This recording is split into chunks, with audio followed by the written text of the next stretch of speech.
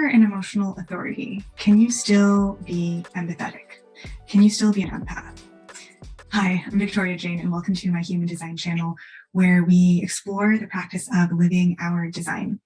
And this is a question I get all the time, especially from a defined emotional center, defined solar plexus person. This language of being an empath, being highly sensitive and empathetic, this concern of hearing in the human design space, well, the undefined emotional is empathetic, and then if you're a defined emotional, you're less so. And there's a lot of confusion around this that I want to unpack today, because human design has its own language that is not always the same as what we mean in a general sense. And before I get into that, a quick reminder that if you are new here, feel free to subscribe. And if you find value from this video, please like, as it helps us get the word out. And, learning your human design is a process, and I would love to support you in this journey. This concept of being empathetic, when we're talking about the word empathy, especially for the undefined emotional in human design, we mean something very specific within how human design works. And it is different from what we mean in the general sense. So I want to define kind of what all these terms mean, and then give you a couple of examples of defined emotionals being empathetic to help clarify how you can still be empathetic, but it doesn't mean the same thing as it does when you are an undefined emotional. So first, I want to say that we are all human, and so we all have emotions, whether you're a defined emotional center or undefined, and we also can all be empathetic, regardless of your solar plexus definition. That said, within human design specifically, when we talk about having a defined solar plexus, what this really means for a defined emotional center is that you have a consistent wave of emotional energy that is being created within you all the time. So if you have a defined emotional center, which is that center on the right side, you are automatically an emotional authority, because that center is the loudest out of all of the centers. And so if you have it, you're going to be creating at least one, maybe multiple emotional waves that has its own timing. Sometimes you'll be high, sometimes you'll be low, and it is just the energy of that wave that's going to play out. And it's going to have its own rhythm and its own cadence. It's not going to be influenced by the emotional energy that is around you. Now, before I go ahead and define defined emotional, undefined emotional, and all that, I also want to just acknowledge that we're using words to describe an internal experience, somebody's internal awareness and what's going on for them as something happens. And ultimately, sometimes language isn't able to capture everything perfectly. So if what I'm describing doesn't perfectly map onto your experience, that's totally okay. You can have your own experience. And really, that's what the examples that I'll share are about, is to hopefully give a little bit more of a level of detail and concreteness to some of these more subtle things that we're talking about. Now, first, when you have an emotional authority, you automatically have your solar plexus defined.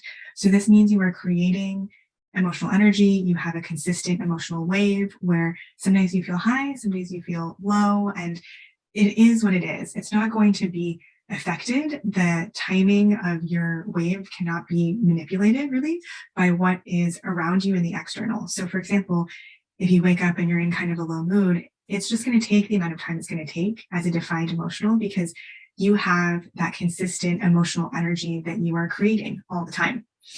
And this is different from the undefined emotional. And by the way, I prefer the term undefined emotional as opposed to non-emotional, because I find that's another set of language that can be really confusing for people, where the undefined emotional is like, wait, but I feel things so strongly.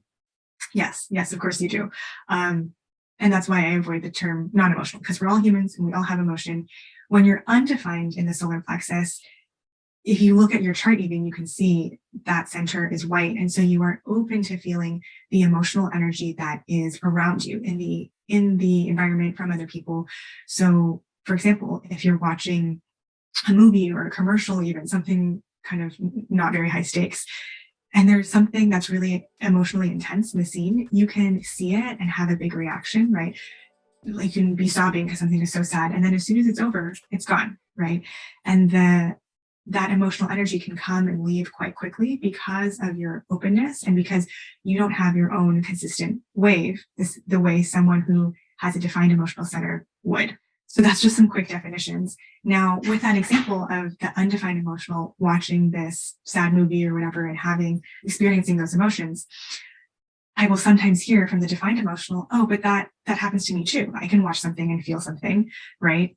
And yes, in the general sense, but in human design, when we use this language of empathetic, what we're specifically referring to is the fact that for the undefined person, they're feeling what is external from them, and it's not drawing from their own internal experience. So first example to help refine and illustrate what I mean there is I had a client who was an actor, and she was explaining to me that in scenes that are really sad and she has to cry, right? And she's a defined emotional being.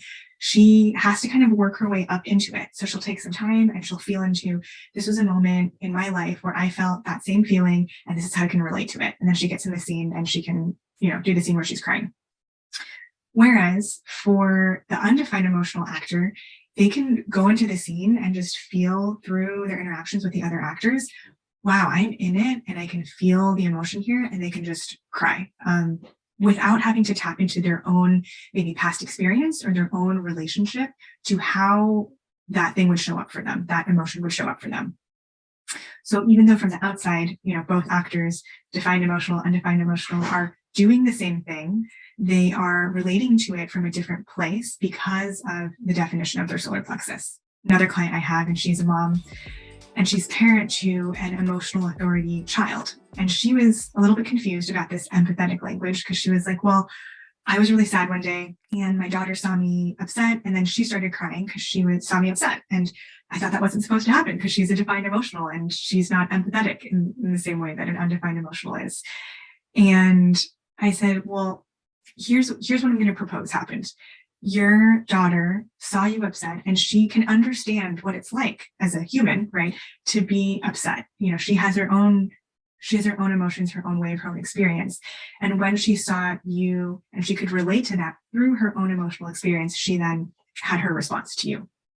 But that's going to be different than an undefined emotional child who's going to see mom upset and literally feel the upset that mom feels rather than relate to it from their own experience. So I hope that clarifies that in the general sense, we can all be empathetic, but specifically within the language of human design and what we mean for the undefined emotional to be empathetic, it's a very specific thing where we have to kind of baseline understand, oh, you are open in the center and you can feel what's around you.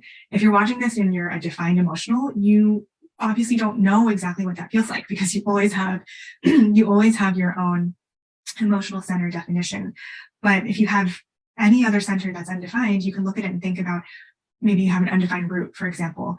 You can think about how when you're in different situations, you feel that pressure externally and relate to it from that way of empathy as an undefined emotional is just a different experience than empathy as a defined emotional being.